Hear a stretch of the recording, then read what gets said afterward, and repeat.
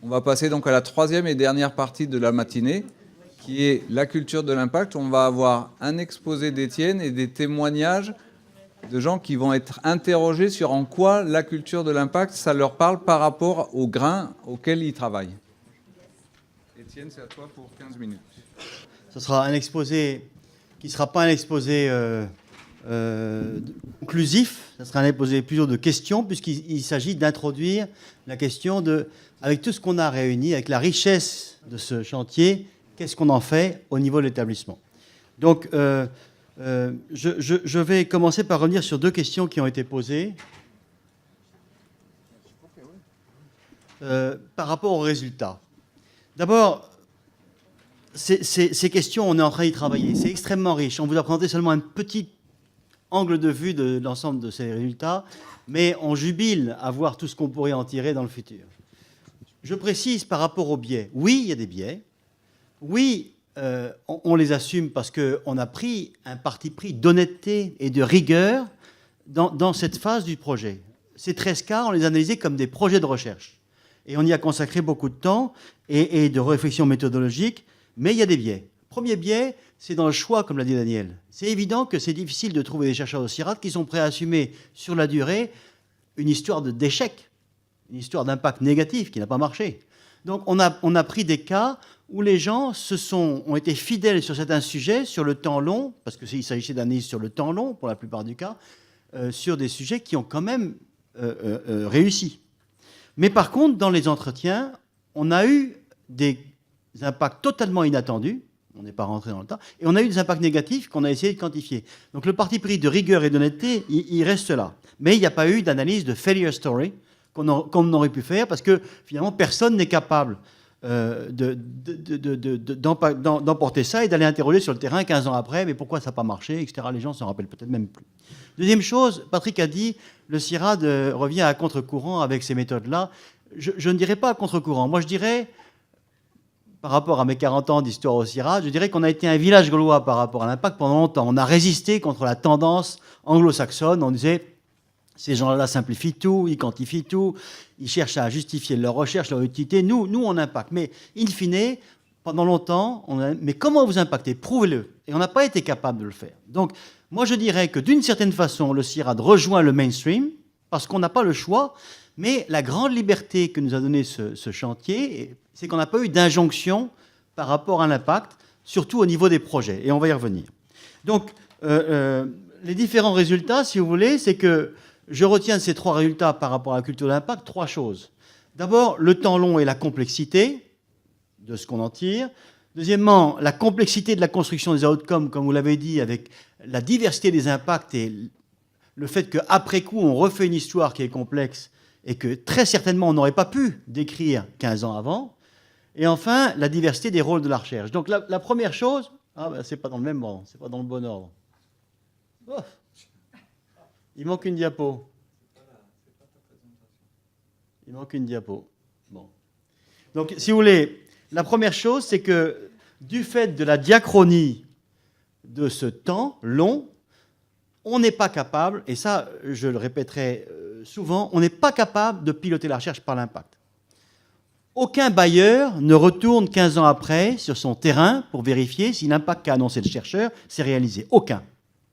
Et d'une certaine façon, ce qui a été apprécié au niveau international, c'est que de voir, quand on a présenté cette méthode, c'est de voir que le CIRAD se donnait la possibilité de retourner 20 à 25 ans après, interroger des bénéficiaires potentiels ou des gens qui pouvaient s'exprimer sur la recherche, parce qu'on n'est pas très nombreux, je pense, dans le monde à avoir fait cette démarche-là, dans une démarche de rigueur, si vous voulez. Donc, pas capacité de piloter les projets de recherche par l'impact.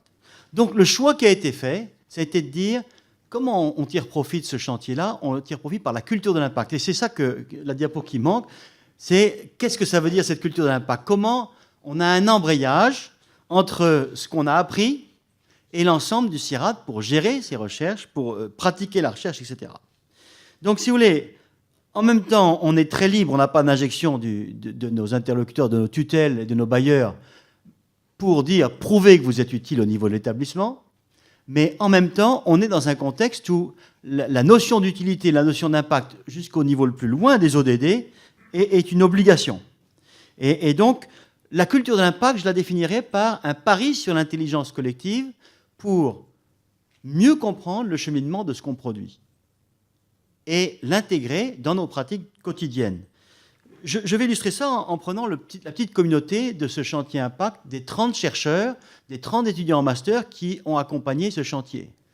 On peut prendre Jérémy, on peut prendre Eric, on pourrait prendre l'image de leur imagination de l'impact au début du chantier et l'image à la fin du chantier. Je pense qu'elle a radicalement changé.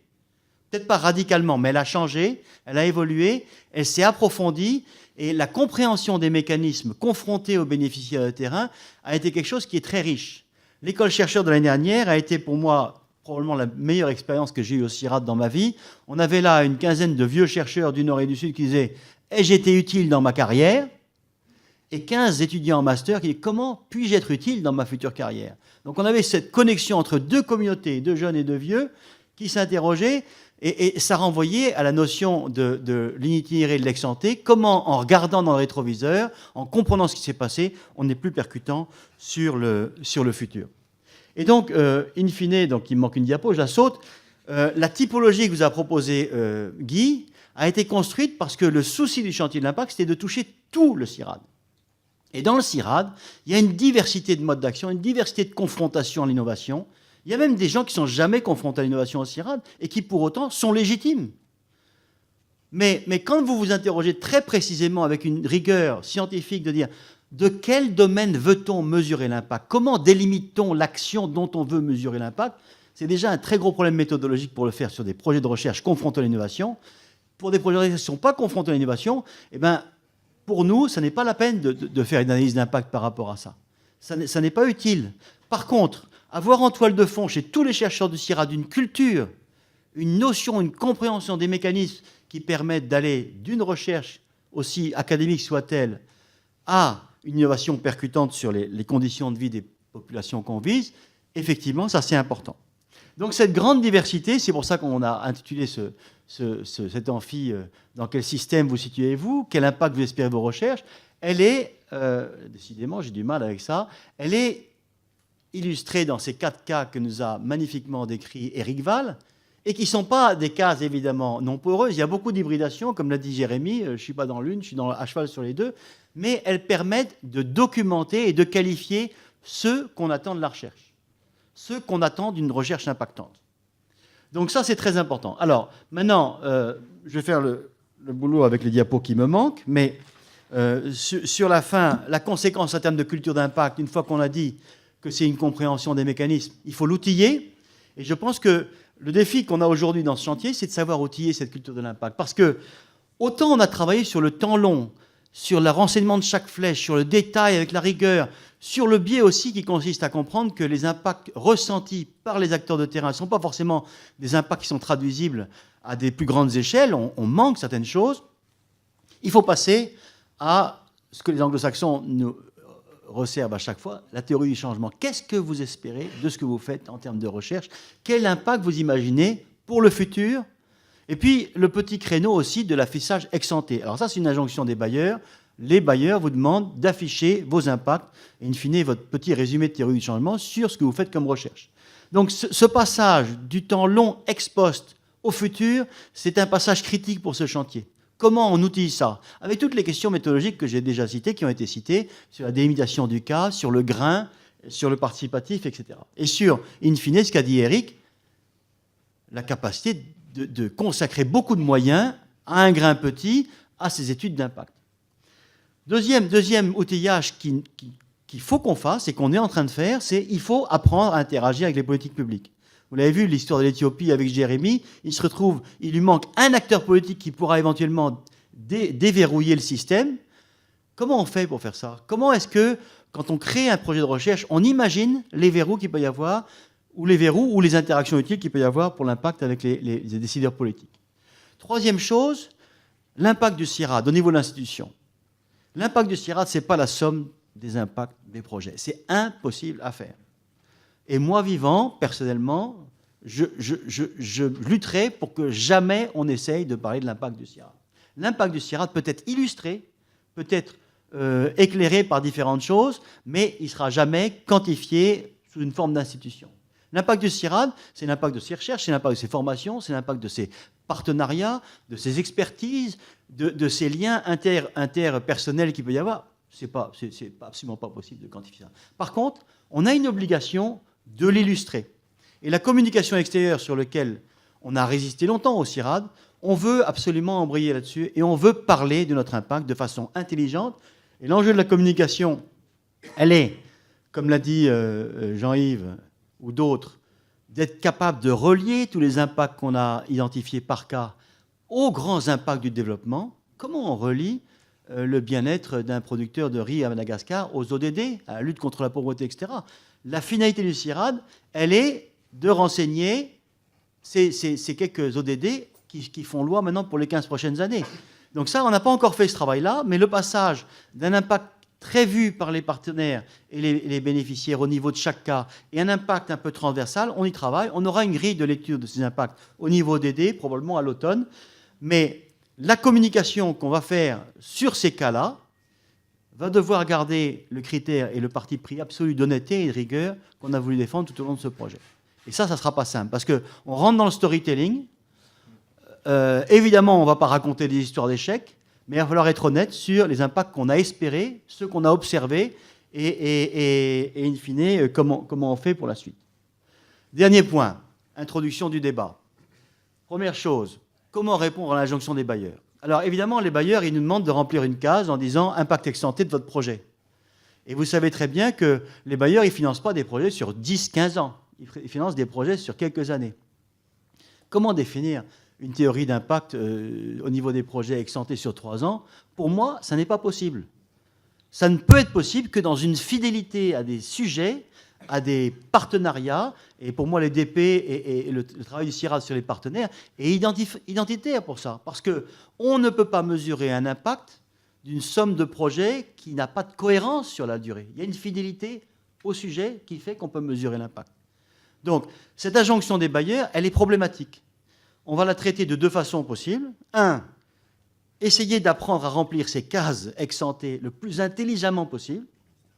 Et 2, essayer de parler aux bailleurs avec d'autres pour essayer de leur faire évoluer leur perception de la durée dans l'impact. Parce que vous savez très bien, il y a des études qui le montrent, que l'injonction des bailleurs de montrer l'impact au bout de 4-5 ans pousse les chercheurs à ne travailler que sur certains sujets, et en particulier ceux qui sont dépendants de la technologie. Et donc ça nous ampute une capacité de travailler sur des systèmes d'innovation beaucoup plus longs.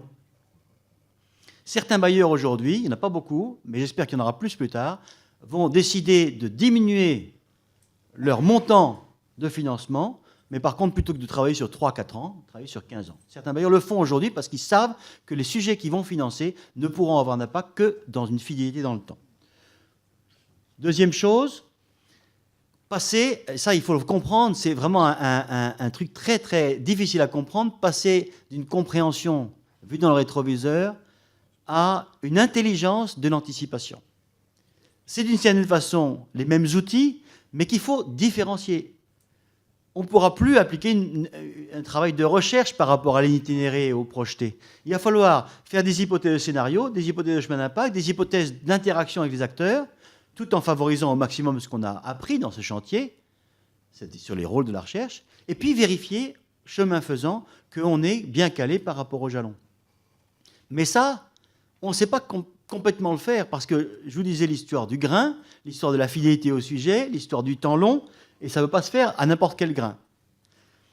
Le comité d'éthique a sorti un avis sur le chantier impact, ou sur l'impact au CIRAD, qui dit « Méfiez-vous de la culture de la promesse ». Et donc, ça c'est très important, il faut qu'on l'intègre, il faut qu'on oppose la culture de l'impact, l'intelligence de la compréhension des chemins des résultats de la recherche, à la culture de la promesse, qui est une promesse finalement sans lendemain, parce qu'on ne risque pas grand-chose à promettre à un bailleur d'avoir un impact sur les niveaux de vie, personne n'ira vérifier. Troisième point, avant de passer au débat, est introduit par 4 témoins, à quel grain on va travailler pour mettre en place cette culture d'impact itinérée. Là, on a travaillé sur des grappes de projets ex post. C'est facile. On peut renouveler cette expérience à la demande, avec la méthode Impress améliorée. Mais à quel grain on travaille en itinéré? Et donc là, on a invité 4 grains différents du CIRAD, un DU, un responsable de DP, un responsable d'une grande thématique au CIRAD et un responsable dans les DOM, pour dire comment est-ce qu'ils voient. Nous, on n'a pas de réponse. par rapport aux questions qu'ils posent, à leur grain, comment est-ce qu'on met en œuvre une démarche itinéraire intelligente par rapport à ça? Et enfin, et là, c'est le dernier point, ça s'adresse à chaque chercheur, à chaque équipe, comment intégrer ces leçons qu'on a tirées de ces 13 cas, qui ne sont pas génériques, hein, qui sont vraiment du learning by doing. Il faut s'immerger là-dedans pour comprendre et appréhender la complexité des choses. Comment garder cette culture de l'impact, l'augmenter dans les chercheurs, individuellement et dans les équipes, pour avoir plus de chances d'impacter. Voilà, je vous remercie. Donc, je voudrais inviter, donc, c'est Bernard qui prend la parole.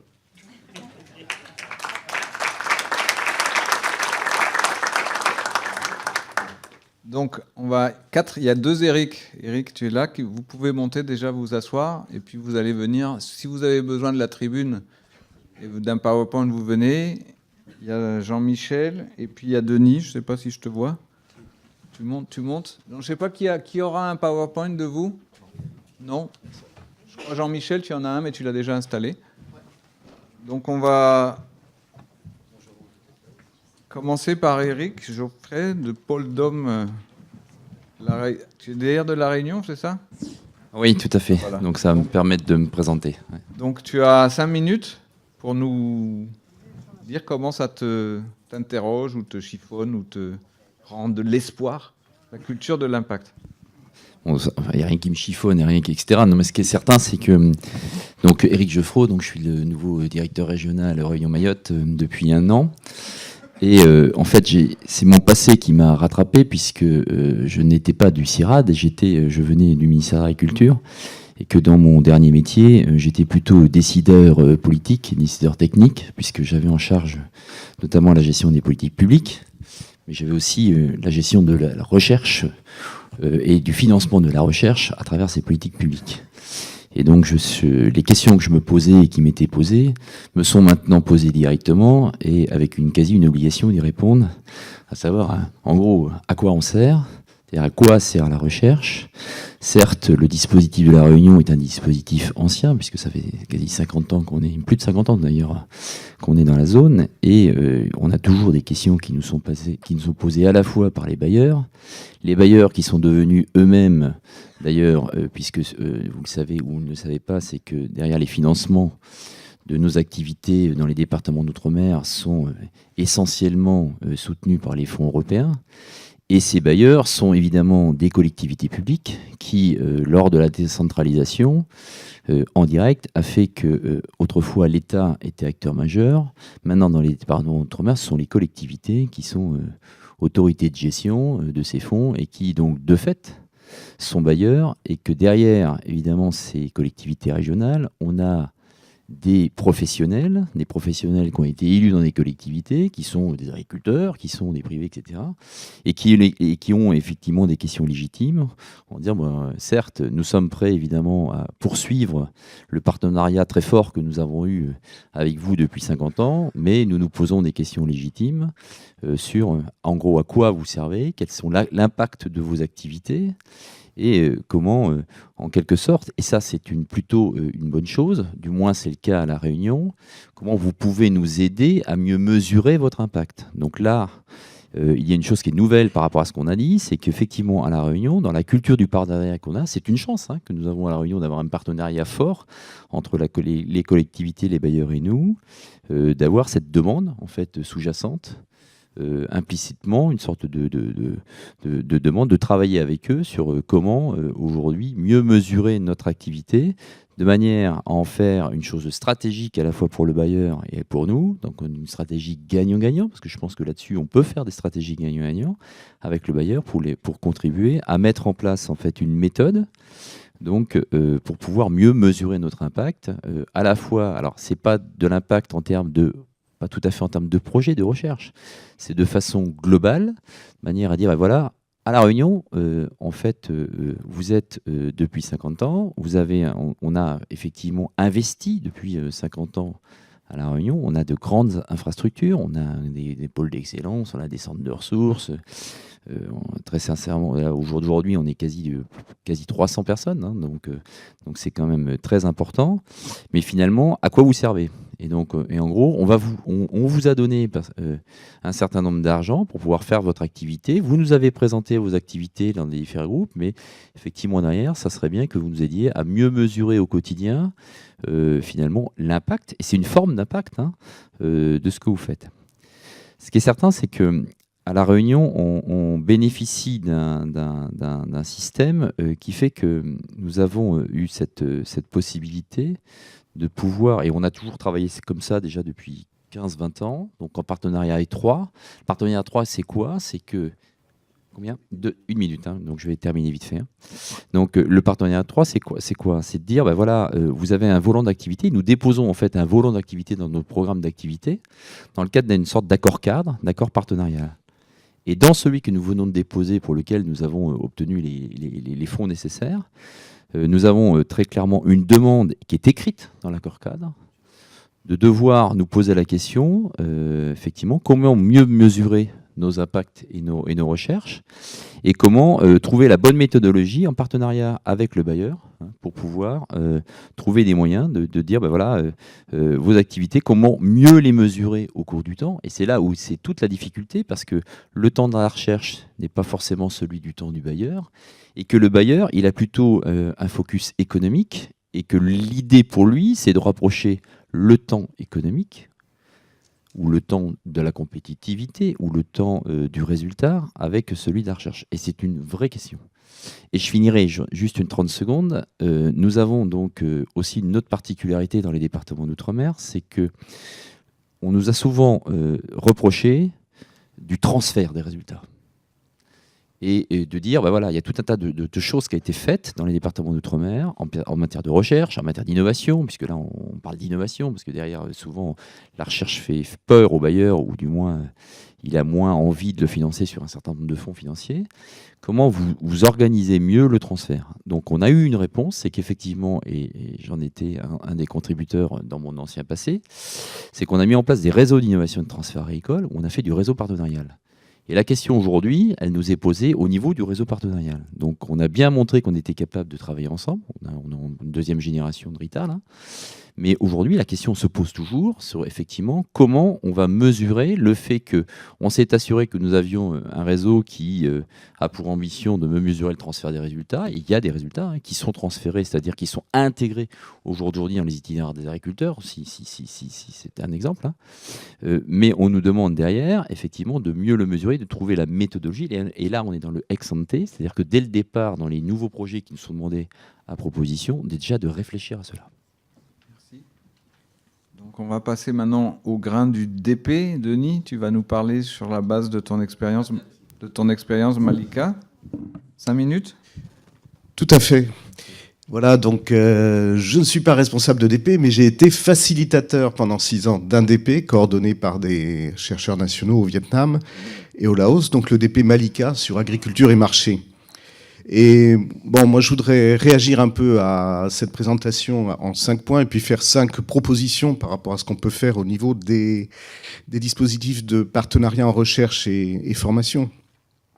Bon, moi ce que je retiens d'abord, c'est quand même bravo pour avoir relevé le défi d'une démarche participative à base d'interviews, d'interactions avec les acteurs, de retour sur les terrains.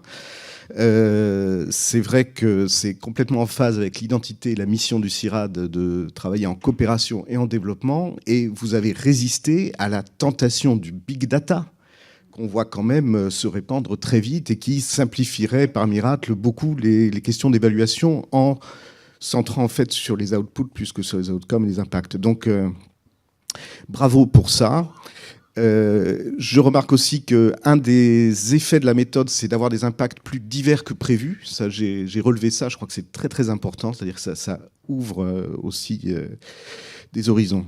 Deuxième réaction, assumer que la recherche n'est qu'une composante modeste, qu'il n'y a pas d'attribuabilité quantifiable du rôle de la recherche. C'est important de réussir à assumer une position comme celle-là, et c'est aussi rassurant par rapport à quelques dérives qu'on a pu observer dans le monde de la recherche, où on est dans les DP, en fait, Enfin, on rencontre beaucoup d'offreurs de recherche qui viennent effectivement avec cette culture de la promesse, parfois incroyable. Donc, assumer une posture modeste mais cohérente, ça c'est vraiment très, très fort. Je crois que c'est le DP Kansi qui avait mis comme slogan à côté de son logo « Faire ensemble ce qu'on ne ferait pas tout seul ou ce qu'on ferait moins bien tout seul ». Et voilà, c'est cette vision de faire ensemble et de faire sur du long terme. Troisième point, ça me paraît très utile d'expliciter des hypothèses, des chemins ou des espérances d'impact, même si on n'est pas toujours en mesure de faire tout le suivi et évaluation de cela. Mais l'exercice même, ex ante, pour répondre un peu aux questions pour les valos, mais aussi pour les concepteurs de projets, c'est quand même quelque chose c'est franchement un chapitre qu'on fait toujours trop tard et trop mal dans les projets et on aurait énormément à gagner. Y compris, je reviendrai dessus, dans les DP. Quatrièmement, différencier bien les premiers bénéficiaires et les deuxièmes bénéficiaires, c'est-à-dire le scaling up dans la zone et le scaling out. Je crois que là, il y a les principaux effets qu'on peut voir de Malika au niveau d'un retour un peu sur le long terme, c'est beaucoup aussi les ressources humaines qui ont été formées, les trajectoires de ceux qui ont pu participer à ces échanges. Et cinquièmement, moi j'ai beaucoup aimé aussi dans les présentations le surlignement des questions de renforcement des capacités. C'est-à-dire que dans tous ces chemins d'impact, vous avez fléché, vous avez mis des étoiles, vous avez surligné en jaune les moments de renforcement des capacités. Ça c'est cohérent avec cette approche d'Amartya Sen autour de l'augmentation des degrés de liberté. On voit bien que dans la construction d'un impact de long terme, c'est la capacité des acteurs locaux ou gouvernementaux eux-mêmes à avoir plus d'éléments pour construire leur futur. Donc voilà, 5 points, bravo, très utile, vraiment. Est-ce qu'on peut s'en saisir dans les DP ? 1 minute. Alors, nos partenaires, ils ne sont pas tellement centrés sur la culture de l'impact. Ils ont des problèmes à très court terme à gérer autour de leur pourcentage d'autofinancement ou de leur publication. Donc, ce n'est pas du tout évident comme démarche. Dans la structure partenariale DP, on a de multiples partenaires dont des objectifs différents. Et voilà, peu de moyens à consacrer pour une méthode qui est quand même exigeante en temps et en compétences. Mais on peut premièrement expliciter, alors 5 propositions, expliciter les espérances d'impact au niveau de la construction de nos projets ou en cours de projet aussi. Ça peut être tout à fait intéressant à mi-parcours de se remettre en ligne et de voir comment on est en train d'avoir des chemins d'impact vers du positif ou vers du négatif. C'est également très important pour expliciter et partager les craintes qu'on peut avoir d'impact négatif. Je pense que dans l'interculturel, qui est l'essence même du dispositif DP, ça permet d'échanger avec nos partenaires de comment eux voient les finalités et l'obtention des résultats, et le passage aussi par les politiques publiques, par exemple, pour avoir des impacts de long terme. Donc je pense que c'est un outil, même si on ne fait pas suivi évaluation, qui est très utile.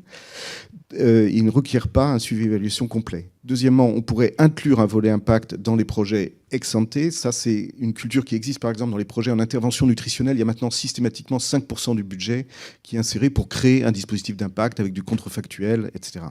Troisième point, identifier les situations d'apprentissage. Ça, c'est un point sur lequel on peut vraiment se renforcer. Quatrièmement, concevoir des projets beaucoup plus ambitieux autour de cette idée d'évaluation d'impact. Sur les grands thèmes que traitent les DP, on pourrait avoir un projet non pas 5% évaluation d'impact, mais 95% évaluation d'impact autour de ce qu'on a pu faire, l'alimentation des villes, la gestion des maladies émergentes. Bon, là, il y a des expériences, mais ça pourrait être très mobilisateur pour un DP.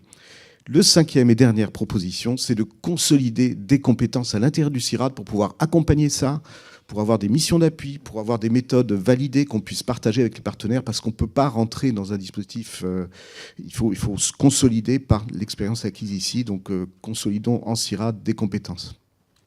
Merci Denis. On va passer à un grain très différent, qui est celui de thématique agriculture familiale. Donc tu sais trouver ton PowerPoint, j'espère. Non, je ne sais pas.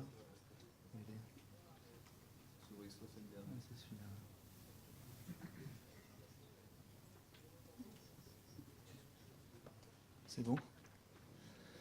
Oui, donc on m'a demandé de témoigner au grain. Donc du coup, je vais quand même commencer par définir un peu le grain sur lequel on me demande pour pouvoir structurer un peu mon propos et mes réactions.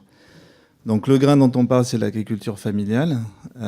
Donc je vous ai donné 2 définitions. Une définition de la FAO qui insiste sur le côté que c'est des agricultures qui sont gérées par une famille, hein, qui reposent essentiellement sur la main-d'œuvre familiale, aussi bien les hommes que les femmes.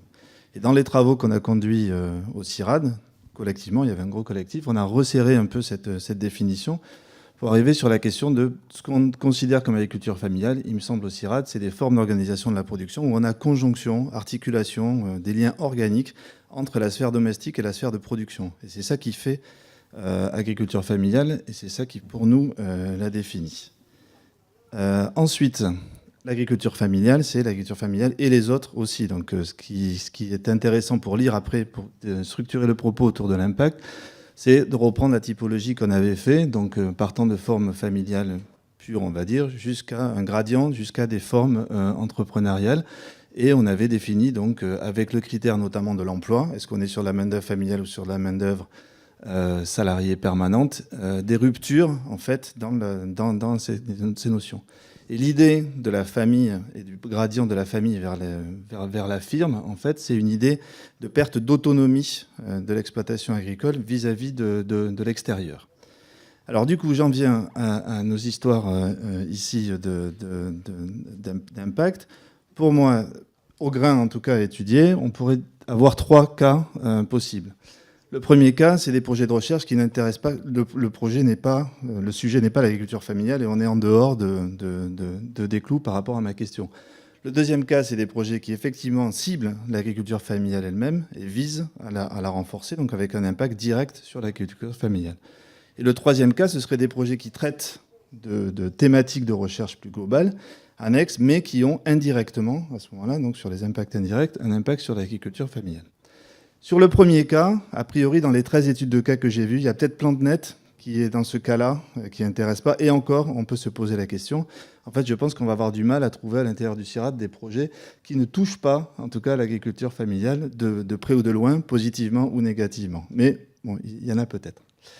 Sur le deuxième, ensuite, des projets qui ciblent directement l'agriculture familiale, là, on peut se poser la question, par rapport à la grille d'analyse que j'ai vue, avec des projets qui vont renforcer le caractère familial, ou qui vont s'intéresser en tout cas à améliorer cette articulation entre sphère domestique et sphère de production, ou au contraire, des projets qui vont avoir un effet diluant, en fait, et qui vont petit à petit éloigner, entraîner des ruptures dans l'autonomie des exploitations agricoles par rapport à leur environnement général. Et là, on peut se poser la question vraiment sur Tsetse, sur la canne à sucre, sur le recyclage à La Réunion, sur les débats, c'était hors de vos 13 études de cas, mais sur le projet Sylvania, par exemple. Est-ce qu'on n'est pas dans des projets qui vont diluer le caractère familial, qui vont rompre un peu l'autonomie des agricultures familiales? C'est pas positif ou négatif, c'est juste par rapport à mon grain. Troisième cas, donc des projets qui ne ciblent pas directement les agricultures familiales. Là aussi, on peut avoir des effets de renforcement ou au contraire de dilution de la question de l'autonomie. Alors, par exemple, les projets dans les 13 études de cas, là, sur surveillance sanitaire, le projet Danone, éventuellement la question du Fonio, me semblent traités d'objets, mais qui ont des impacts plutôt de renforcement de l'agriculture familiale. Et on a aussi, donc, du coup, des projets qui ciblent non pas l'agriculture familiale, mais les firmes, par exemple, et qui, du coup, ont un effet indirect sur les agricultures familiales, en privilégiant finalement des formes qui seront contre. On n'a pas d'exemple dans les 13 études de cas près. Je pense qu'on pourrait se creuser la tête un peu pour trouver au CIRAD des projets qui seraient dans ce cas-là. Je vous laisse réfléchir. 1 minute. Alors là, on a parlé plus de l'effet de l'impact sur les formes d'agriculture familiale par rapport aux autres. Et donc le basculement ou pas d'agriculture ou d'éviction d'agriculture familiale vers d'autres formes d'agriculture, ou au contraire de renforcement. Une autre possibilité de regarder l'impact, c'est à l'intérieur de la sphère des agricultures familiales, qui est elle-même très diverse. L'impact pourrait s'intéresser sur les différentes... comment la recherche va différencier ou pas les agricultures familiales à l'intérieur de la sphère agriculture familiale. Et là, il y a quelques... je ne vais pas les détailler, mais il y a quelques éléments qui permettraient de travailler ça. Voilà. Pour conclure, donc en moins d'1 minute, il me semble que ce serait important d'injecter dans les méthodes d'impact. Moi, j'étais vraiment très impressionné par le travail fait. Merci d'ailleurs de m'avoir demandé de témoigner, comme ça m'a permis de m'y intéresser de plus près. Mais il me semble qu'on pourrait effectivement rentrer cette question d'impact sur les formes de production, au-delà de l'agriculture familiale, rentrer par les formes de production et avoir un travail qui soit plus précis là-dessus et penser en fait aux incidences sociales et politiques des recherches.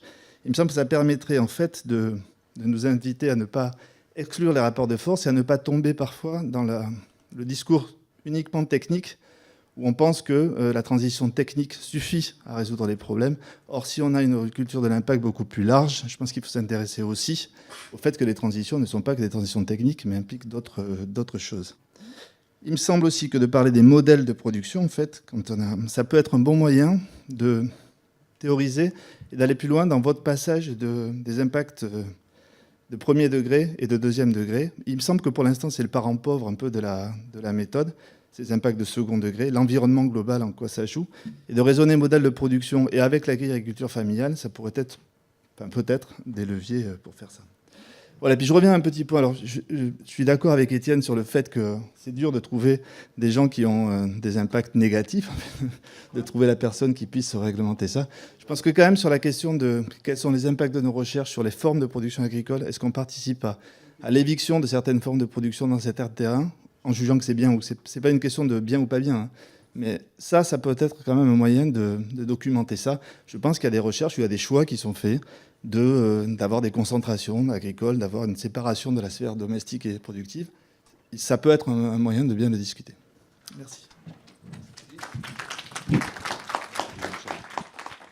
On termine, Eric, par toi, en tant que UR. Oui, système de Pérenne.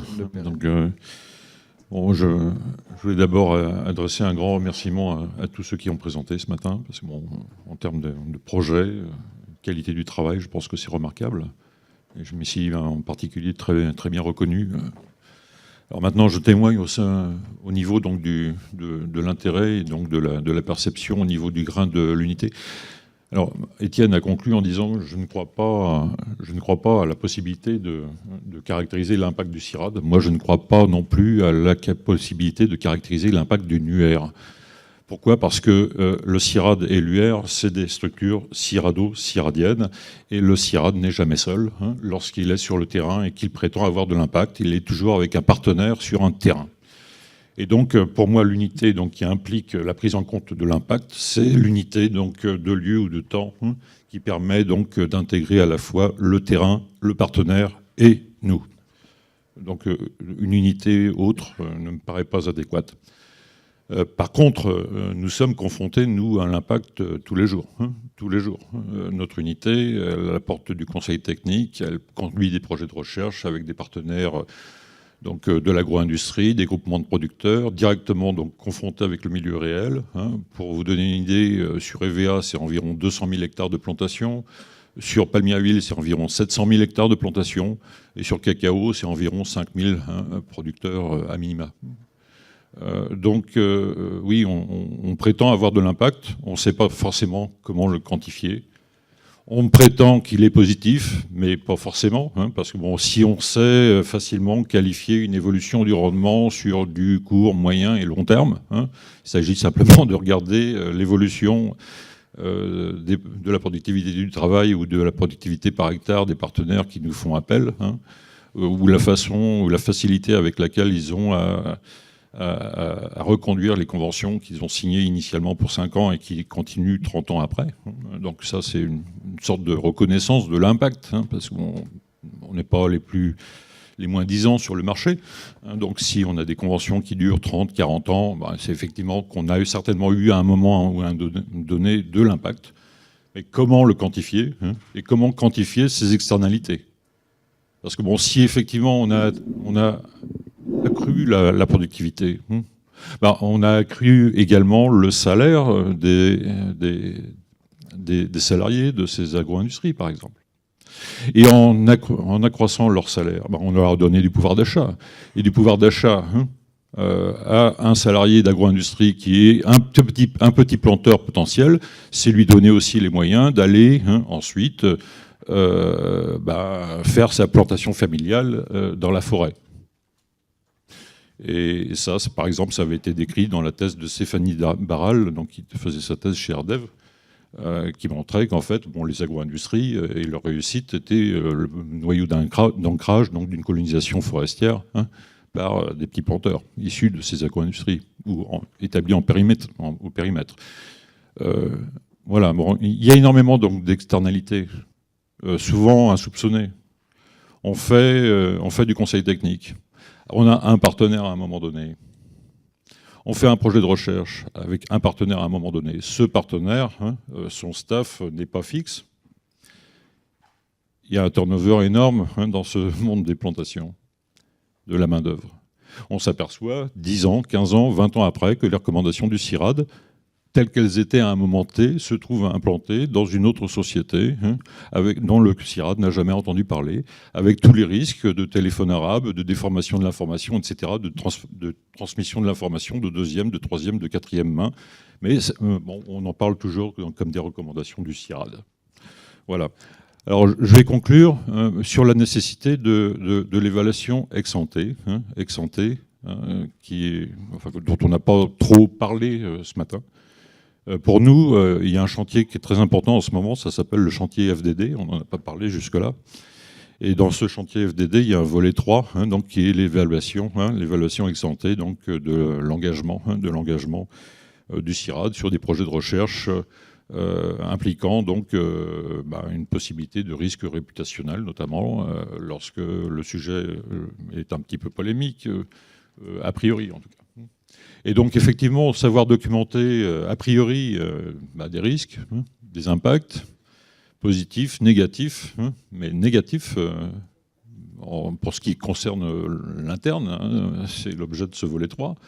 Et donc définir un petit peu plus précisément les conditions d'engagement ou même de désengagement, quelquefois donc du CIRAD d'une convention, autrement que lors d'une réunion RDSS, n'est-ce pas Patrick, où quelquefois bon, les objets, enfin les critères de décision ne sont pas forcément les plus objectifs qui soient, me paraît moi très intéressant et voire vital pour la réputation de l'Institut.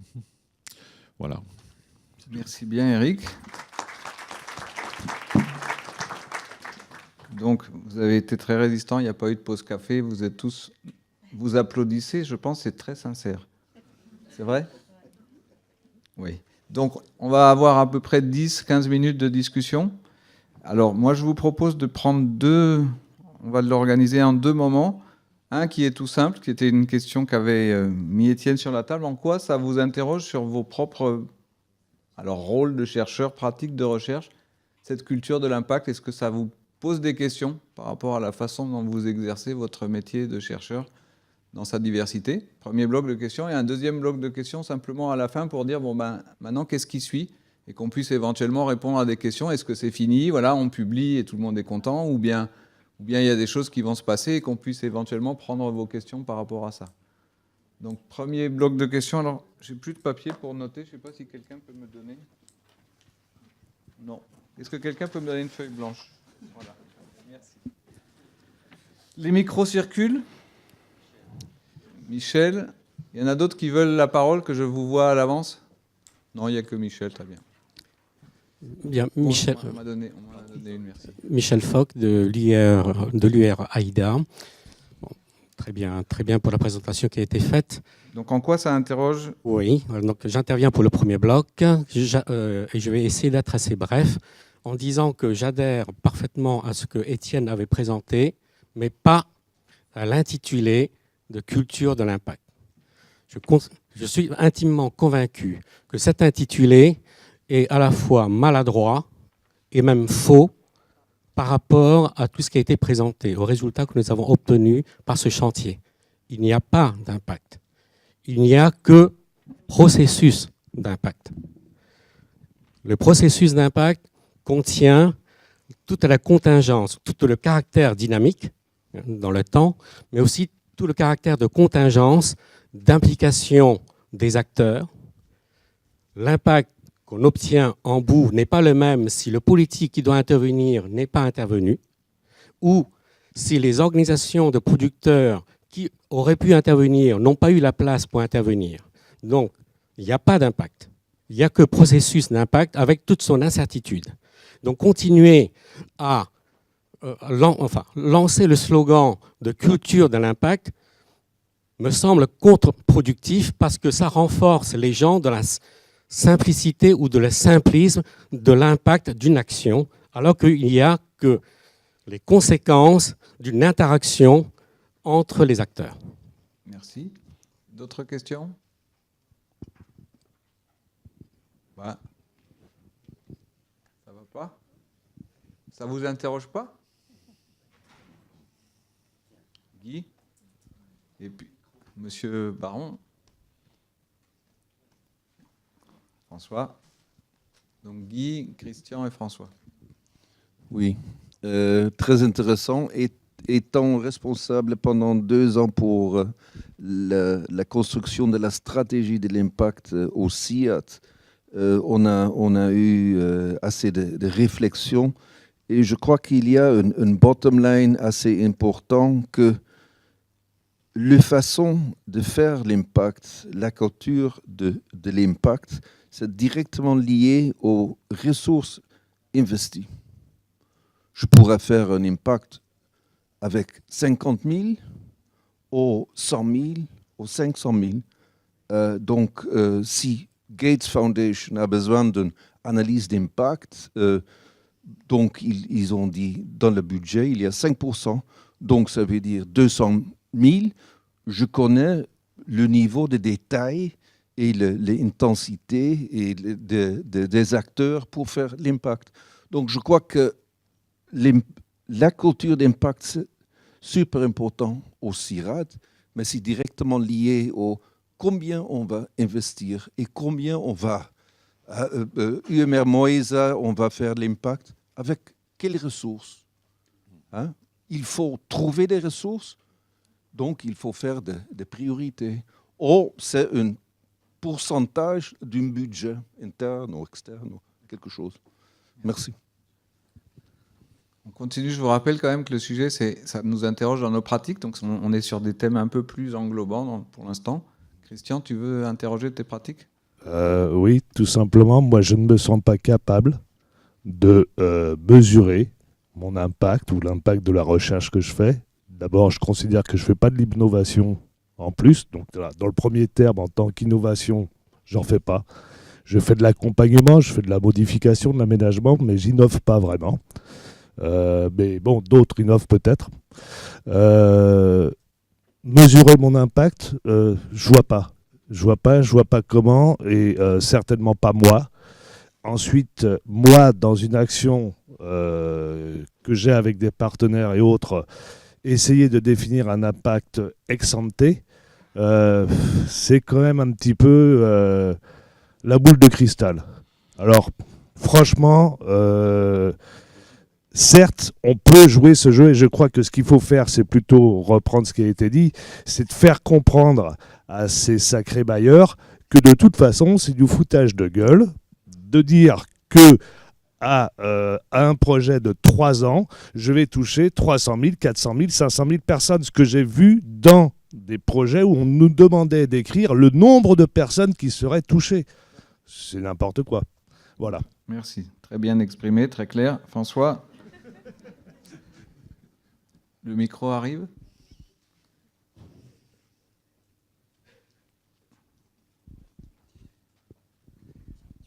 Pour l'instant, dans les 4 questions, il n'y a pas eu une seule personne de la gente féminine. Vous savez qu'au CIRAD, on est de plus en plus conscient que c'est un problème.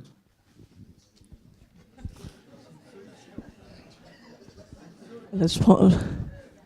Allez, j'assure. Non, j'ai dit François avait la question, c'est pour en avoir une qui va suivre. Hein.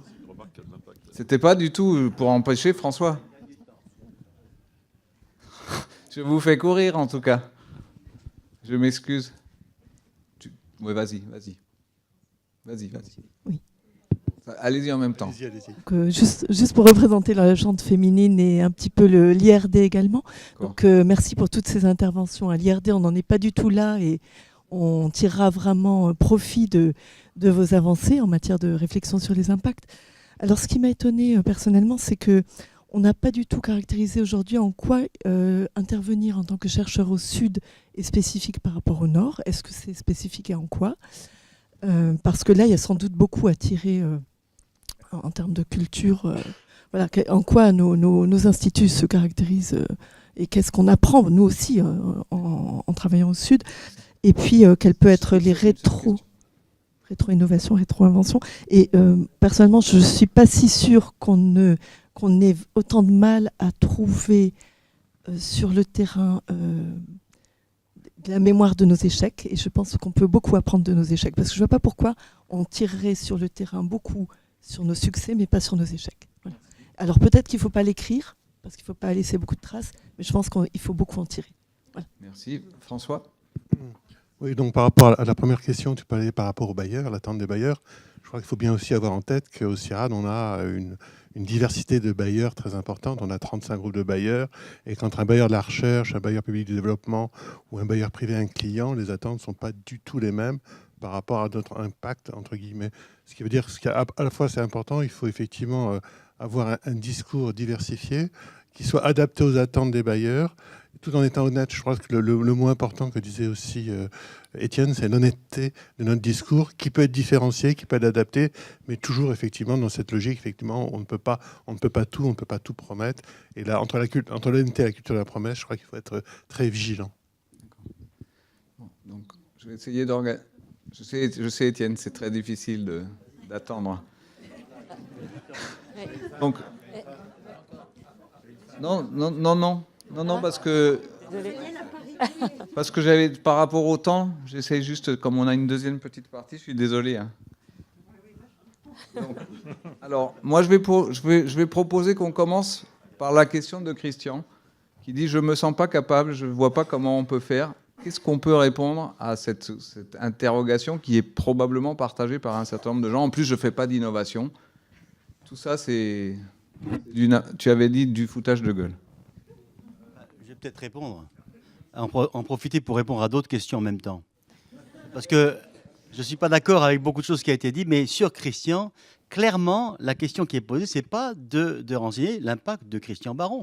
Clairement. C'est la culture de l'impact, c'est justement d'échapper à ce piège-là. Et quand tu dis je ne fais pas d'innovation, bien sûr, personne ne fait d'innovation, mais tout le monde peut-être, ou une grande partie des chercheurs CIRAD, appartiennent à des systèmes d'innovation et jouent un rôle. Et c'est le but de ce chantier, c'était de montrer le rôle différencié, dans certains cas qui va bien au-delà de la production stricte de connaissances, pour faire en sorte que ce système d'innovation aboutisse à un impact. J'en profite pour répondre à Michel et à Guy. Je ne suis pas du tout d'accord avec leur perception. Guy, c'est pas en fonction de l'argent qu'on nous donne qu'on va plus impacter. Ça, c'est à mon avis. Enfin, je pense que tu as un peu dépassé ta pensée, parce que avec autant d'argent, on peut faire des choix de priorité, de projets qui sont plus impactants. La prise en compte et d'embarquer les facteurs qui favorisent l'impact dans un projet de recherche me semble fondamental dans cette culture de l'impact. Et j'en profite pour dire à Michel que je conçois qu'en termes de marketing, le mot culture d'impact peut prêter à confusion, mais c'est quand même un mot qui se met en opposition avec une gestion technocratique de la programmation de la recherche. C'est ça que ça veut dire. Ça veut dire que, in fine, si on ne développe pas une culture d'impact, ça veut dire quelque chose qui est adaptable, quelque chose qui reste, une fois qu'on a fini le projet, quelque chose qui est de l'ordre de la compréhension des processus, même s'il y a des contingences. Évidemment, il y a des contingences. Mais c'est le fait de comprendre au travers de cette culture ces contingences-là qui fait qu'on est plus impactant. Donc moi, je pense que l'histoire de la culture de l'impact est quelque chose qui est relativement riche à explorer pour contrer justement ces cultures de la promesse. Et un dernier truc, quand on fait de l'ex-post et qu'on constate de l'impact négatif, c'est une chose. Dès qu'on parle d'initinérer ou d'ex-ante, on ne parle plus d'impact négatif, on parle de risque. Et le comité éthique a énormément insisté là-dessus. Identifions les risques sur lesquels on travaille d'impact négatif. L'exemple d'Eric, il n'y a pas de linéarité. Ce n'est pas parce qu'on augmente le pouvoir d'achat des gens qu'ils vont mieux se nourrir. L'impact ultime, la sécurité alimentaire et nutritionnelle, c'est ça notre aune de jugement de notre impact. Ben, on a montré au Burkina Faso que quand on augmentait le revenu des producteurs, quelquefois on dégradait leur statut nutritionnel. Donc gardons en tête cette complexité de l'impact jusqu'au bout des choses. Alors, donc ça, c'était la première question. Je ne sais pas, bon, vous n'êtes pas forcément les seuls à pouvoir répondre. C'est la question comment est-ce qu'on fait pour mesurer l'impact. Est-ce qu'il y a d'autres qui veulent ajouter à ce qu'a dit Étienne sur ce sujet? On en reste là. Guy? Non? Tu as un micro là devant que tu peux... Pas devant là, sur l'estrade, il y en a un tout seul. Guy? Là. J'ai pas réussi à l'allumer. Oui, moi, ce qui me semble important, c'est d'augmenter la capacité collective de réfléchir à nos impacts possibles de nos actions. Moi, j'ai été surpris et j'ai trouvé ça extrêmement intéressant de travailler avec des gens qui travaillent en sciences biophysiques, qui qui ont réfléchi à ce que voulait dire travailler avec les acteurs, avec des conséquences positives, négatives, que ce que l'on pouvait faire pour adapter nos façons de faire et de travailler pour maximiser ou essayer d'avoir plutôt des effets positifs par rapport à ce que pensent les acteurs et éviter, contrôler un certain nombre de risques. C'est en ce sens-là qu'on est plus sur une question de culture et d'intelligence collective. Donc on a noté l'ouverture des gens d'innovation à travailler avec les gens des autres départements. C'est très intéressant, c'est enrichissant. Merci. Deuxième. Désolé, hein, c'était pas drôle, Guy. Je pense que Sylviane, c'était toi qui as posé la question. Est-ce que travailler au Sud, c'est différent? Est-ce que dans la façon dont on va vers l'impact ou qu'on contribue, qu'on accompagne, est-ce que c'est différent? Qui c'est qui veut répondre à cette question? Pour moi, il y a déjà une grosse différence, en tout cas par rapport à ce que je sais de l'équivalent au Nord, parce que moi je ne connais pas trop finalement l'équivalent au Nord, j'ai fait toute ma carrière au Sud et avec le Sud. Moi, ce qui me paraît vraiment très différent, c'est le niveau de formation. Donc des personnes auxquelles on a affaire, donc de nos partenaires, de nos interlocuteurs. Avec pour moi une part donc, de transfert et donc d'éducation, de capacity building, de HRD, comme on dit, en sciences humaines, beaucoup plus importante lorsqu'on travaille au Sud que lorsqu'on travaille au Nord, où les niveaux d'éducation sont supérieurs. Donc moi, c'est ce que je mettrais vraiment donc, comme facteur d'impact vraiment très très important au Sud, peut-être plus important au Sud qu'au Nord. Je ne sais pas si... Oui, je crois qu'on est dans des mondes interculturels et on est en apprentissage nous-mêmes de façon permanente et absolue dans des référentiels culturels qu'on continue à apprendre à chaque instant quand on travaille en interaction avec les pays du Sud. Et c'est là où des outils de visualisation finalement de nos projections mentales sur ce qu'on fait, pourquoi on le fait et avec quelle finalité. Donc cet exercice de dessiner des chemins d'impact, entre autres, et bien d'autres façons, ça peut être des outils tout à fait utiles pour mettre à plat des dissonances cognitives, des façons de voir différentes et peut-être limiter certains malentendus aussi. Il y a des choses au niveau des relais politiques, par exemple, qui nous sont complètement opaques, que nous n'arrivons pas à comprendre. On a des hypothèses sur des chemins d'impact, on a des hypothèses sur des démarches participatives, par exemple, dans des pays qui ne sont pas nécessairement démocratiques, où les choses se passent un peu autrement, et donc on a énormément à apprendre. Donc c'est pour ça qu'avoir des outils sur la projection et prendre en compte l'expérience de nos partenaires sur comment dans un contexte culturel politique donné, on arrive à un impact. Là, on a vraiment... je pense que là, les outils qu'on a pu expérimenter, par exemple, hier dans l'atelier du département ES, on a fait un petit peu rapidement un petit travail autour de ces chemins d'impact. Je pense qu'on peut utiliser ce genre d'outils pour plutôt développer l'interconnaissance interne dans nos équipes de recherche et après, au-delà.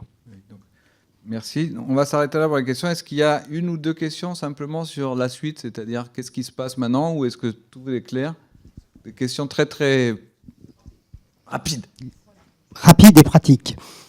Donc qu'est-ce qui se passe après? Je pense qu'Étienne en a déjà parlé un petit peu, il a donné quelques pistes, en particulier une qui m'intéresse particulièrement, qui est le passage de l'analyse ex post à l'affichage ex ante, avec deux sous-points, l'un qui est essayer de remplir les cases des bailleurs qui ont des demandes en termes d'impact, effectivement, et l'anticipation du chemin de l'impact.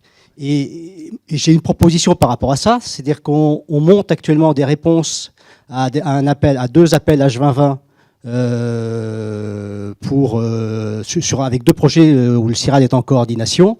Il va falloir remplir ces cases bailleurs et comment les avancées de ce chantier peuvent nous aider à remplir ces cases bailleurs, comme elles ont été nommées. Donc ça me semble extrêmement pratique. Et alors, avec une limite quand même, c'est qu'il faut déposer ces dossiers pour le 13 septembre. Merci. Est-ce qu'il y a une deuxième question comme ça? Allez-y. J'ai même déjà le micro. Le micro. Oui, merci. C'était plus peut-être quelque chose que j'ai pas bien compris sur le speech de Monsieur Azelin, sur votre refus un peu d'évaluer l'impact du CIRAD à long terme. J'ai l'impression au contraire qu'il y a une demande de plus en plus forte pour démontrer l'impact que le CIRAD a sur les objectifs de développement durable. Et si on n'arrive pas à avoir une théorie du changement, en gros en quoi on espère contribuer. Alors avec les partenaires sur les terrains multiples et nombreux, etc. Je pense qu'on risque de faire une erreur assez stratégique. Des bailleurs le demandent, nos tutelles vont nous le demander, je pense, à moyen terme. Et contrairement à ce que vous dites, c'est aujourd'hui, on évalue ça concrètement. La coopération anglaise est en train de le faire. Et si on ne se donne pas des moyens dans les prochaines années pour avoir une théorie du changement, comment le CIRAD contribue avec ses partenaires, ses terrains, ses diversités, aux objectifs de développement durable, à certains objectifs de développement durable, qu'on ne se dote pas de moyens de quantifier ça, j'y arrive, j'ai fini d'ailleurs, je pense qu'on risque de faire une erreur stratégique. Et ça veut dire sans doute à court et à moyen terme se doter de compétences spécifiques et de budget dédié, parce que c'est pas seulement que le travail de chercheur, il y a des gens qui sont spécialisés là-dessus, et je pense qu'il va falloir en recruter et dédier de l'argent à ça. Merci. La dernière question, qui est vraiment sur la suite, poser des questions. Christophe Poser, vous m'entendez là? Oui, très bien. Pardon, Christophe Poser, système Cagné-AIDA. J'ai trouvé ça très intéressant, c'est beaucoup d'éclaircissements pour moi aujourd'hui. On a accueilli un des stagiaires à La Réunion, et je voulais savoir que deviennent ces stagiaires. Est-ce qu'on va en recruter? Est-ce qu'ils vont être intégrés à la maison? Une quinzaine de recrutements sur le CLM de l'impact dans les semaines qui viennent. Quel a été leur ressenti aussi, Étienne? La pétanque nous appelle bientôt, donc on va répondre très rapidement. Donc pas de recrutement stagiaire, ils sont partis comme une volée de moineaux. Ils restent sur le thème, ça dépend du boulot qu'ils vont trouver. Je pense qu'ils ont été marqués par l'expérience. Pour répondre à la question importante, je n'ai pas dit qu'il ne fallait pas dire quel était l'impact du CIRAD. J'ai dit qu'il ne fallait pas le quantifier, ce qui est très différent. Il faut le documenter, il faut avoir une théorie de changement, mais il ne faut pas le quantifier. Je vous donne un exemple très très clair. l'INRA a fait le travail, on leur a demandé, prouvez votre impact, documentez-le. François Ollier a reçu 2 propositions. Les économétristes de l'INRA qui ont dit, on va vous faire un calcul de retour sur investissement. Et les sciences sociales ont plutôt dit, on va vous faire un travail style ASIRPA pour mesurer les causalités de façon... Et François Ollier, dans sa grande sagesse, a dit, ok, je prends les 2 trucs. Mais le travail du retour sur investissement, c'est bestialement absurde.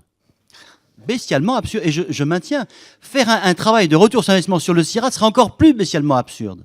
On va dire, voilà, vos 150 millions, comment vous justifiez par rapport... Et on va arriver à des biais qui sont terribles, absolument terribles, d'attribution de responsabilité CIRAD au travers de systèmes complexes qui n'ont pas... Par contre, documenter, construire une théorie du changement, convaincre que la culture du CIRAD prend et que dans nos projets on en tient compte, oui. Qualifier, documenter, décrire, illustrer, oui. Quantifier, non.